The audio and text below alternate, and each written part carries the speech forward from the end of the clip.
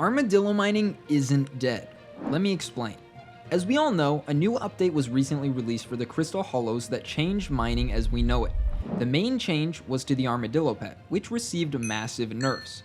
The way an armadillo uses energy used to be determined by how far the armadillo had moved. That was what made armadillo mining so great. You could teleport to a gemstone and instantly mine all of it without using any energy. But in the new update, the armadillo pet uses energy by breaking blocks, meaning there is no way to use it effectively.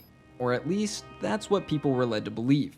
But after spending the last 30 hours troubleshooting, I've invented a new armadillo mining method that utilized the armadillo to maximize mining rates. This made me over 52 million coins in my first hour-long test. I call this hybrid armadillo mining.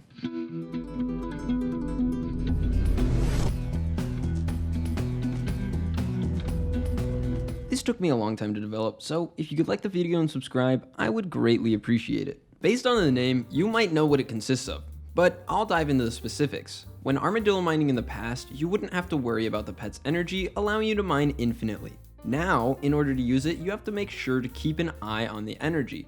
You want to set up a route to look the same way it would have in the past. When you have the route, you do exactly what you would with the old armadillo mining, except when the armadillo runs out of stamina, you want to dismount it rather than despawning it, allowing it to regenerate lost stamina. When you dismount it, you want to instantly use your mining speed boost ability and mine gemstones like you would if you were ruby mining. Once the speed boost runs out, you want to continue mining regularly, avoiding the armadillo by standing on the edges of the blocks. You'll do this until you see the armadillo is full of stamina, which is roughly 5 minutes to recharge, so make sure you keep using the ability in the meantime. Then, when the armadillo is full, you'll teleport to the next gemstone, despawn it, and respawn it to reset its location. Mount it and begin mining with it once again like you would pre-nerf. It looks a little like this. As you can see, I'm teleporting between gemstones until my armadillo is out of stamina. I messed up a little here as I accidentally despawned my dillo due to habit, but I quickly respawned it and used my mining speed boost ability. I then continued mining like normal, just avoiding the armadillo's hitbox when it teleports to me to make sure my rates are not being negatively affected.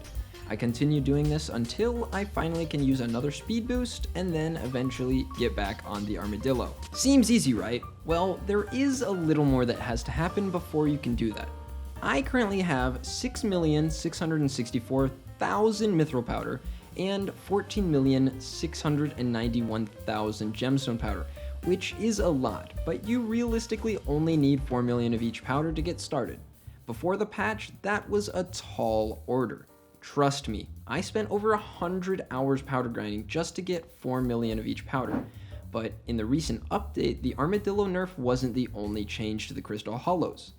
The Heart of the Mountain Tree had some of its perks changed. In particular, the Great Explorer perk. It used to just increase the amount of chests you would receive. While this was helpful, it still took a lot of time to open those chests as you needed to pick the locks 4 times.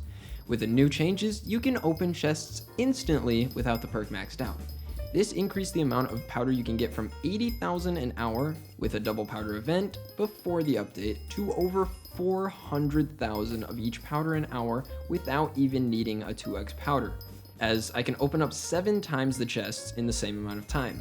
The tree you will want is a basic ruby mining tree that looks like this.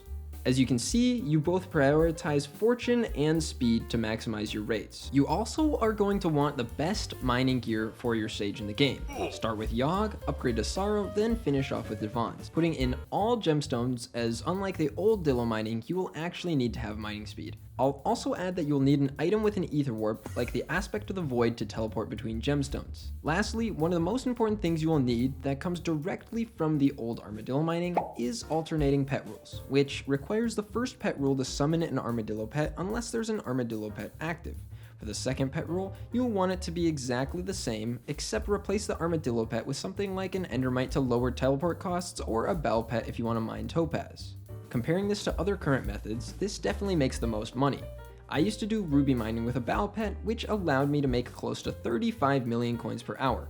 Ruby mining is the best method for regular mining, not accounting for Jasper mining, which relies on a lucky lobby. That makes this obviously better than regular mining, and with gemstone prices being above NPC values, this makes gemstone mining especially profitable right now. Like I said earlier, in my first full hour-long test, I was able to make 52 million coins in 1 hour to the NPC. With the current bazaar prices being double that, I'm able to make over 100 million coins an hour. But that is definitely less than what the maximum someone can make with this method is, with some practice. Additionally, I'd assume you can get even more money by using an item like a blue cheese goblin omelet, but you'll have to test that out on your own, as I can't be bothered to spend 250 million coins on one yet. Now, all that's left to do is get back to mining, so good luck.